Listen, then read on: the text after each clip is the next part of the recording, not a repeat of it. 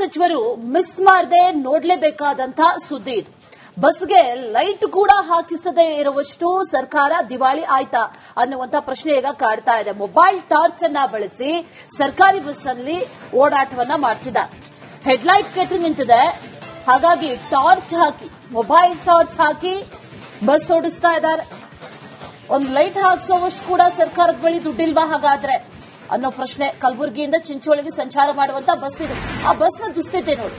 Mobile torch ಅನ್ನ ಒಳಗಡೆ conductor ಈ ಮೊಬೈಲ್ ಅನ್ನ ಇಟ್ಕೊಂಡ್ರೆ ಅದ್ ಎಷ್ಟು ಕಾಣಿಸುತ್ತೋ ಅಷ್ಟರಲ್ಲಿ ಸಂಚಾರ ಮಾಡಬೇಕಾದಂತ ಪರಿಸ್ಥಿತಿ. ಮುಂದಗಡೆಗೆ ಯಾರು ಬರ್ತಾರೆ, ಏನಿದೆ, ಅಥವಾ ಯಾರಾದ್ರೂ ರೋಡ್ ಕ್ರಾಸ್ ಮಾಡ್ತಾ ಇದ್ದಾರೆ, ಯಾವುದು ಕೂಡ ಕಾಣಿಸದೇ ಇರುವಂತ ಪರಿಸ್ಥಿತಿ. ಸುಮಾರು 1-2 ಕಿಲೋಮೀಟರ್ ಈ ರೀತಿ ಸಂಚಾರ ಅಂದ್ಕೊಂಡಿದ್ರೆ ಖಂಡಿತ ತಪ್ಪು. 90 ಕಿಲೋಮೀಟರ್ ಇದೇ ರೀತಿಯಾಗಿ ಸಂಚಾರ ಮಾಡುವಂತ ಪರಿಸ್ಥಿತಿಯಲ್ಲಿ ಈಗ ನಿರ್ಮಾಣ ಆಗಿರೋದು.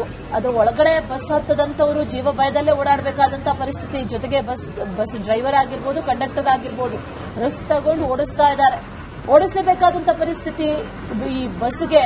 ಅದೆಷ್ಟೋ ದಿನಗಳೇ ಆಗೋಯ್ತು.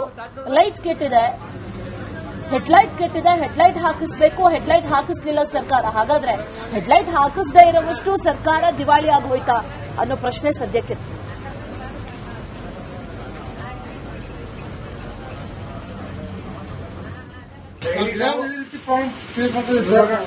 ಅಪ್ ಅಂಡ್ ಮಾಡ್ತಾರೆ. ಇದೇ ಪ್ರಾಬ್ಲಮ್ ಇರ್ತದೆ ಎವ್ರಿ ಟೈಮ್. ಡೈಲಿ ಪ್ರಾಬ್ಲಮ್ ಏನ್ ನೋಡ್ರಿ. ಆಫೀಸ್ ಹೇಳಿದ್ರೆ ಏನಂತಾರೆ,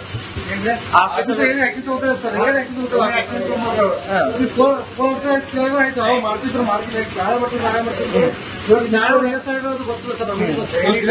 ಲೈಟಿಂಗ್ ಯಾವಾಗ ಆಗಿರ್ಬೇಕು. ಸಾರ್ವಜನಿಕ ಬಾತ್ರೂಮ್ 45 ಜನ ಬಸ್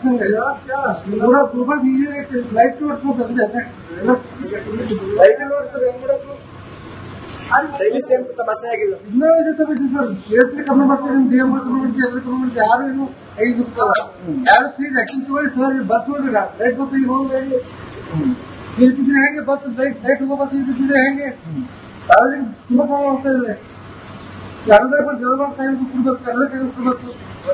ಯಾರು ಬಸ್ ಎಷ್ಟು ದಿನ ಪ್ರಾಬ್ಲಮ್ ಇದು ಬಸ್ಸಿನ?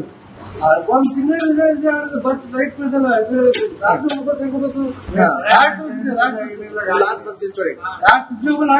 ಇದು ಬಸ್ ಅಲ್ಲಿ ಗುಲ್ಬರ್ಗ ಎಷ್ಟು ಗಂಟೆ ಬಿಡುತ್ತಲ್ಲ? ಲೈಟೇ ಬರ್ತದೆ. ಲೈಟೇ ಯಾವಾಗ ಆಗಿರ್ಬೇಕು. ಸಾರ್ವಜನಿಕ ಬಾತ್ರೂಮ್ 45 ಜನ bus Gulbarga light daily same ಸಮಸ್ಯೆ ಆಗಿದೆ. ಇನ್ನೂ ಇದೆ ಸರ್. ಕೇಸರಿ ಕಮ್ಮಿ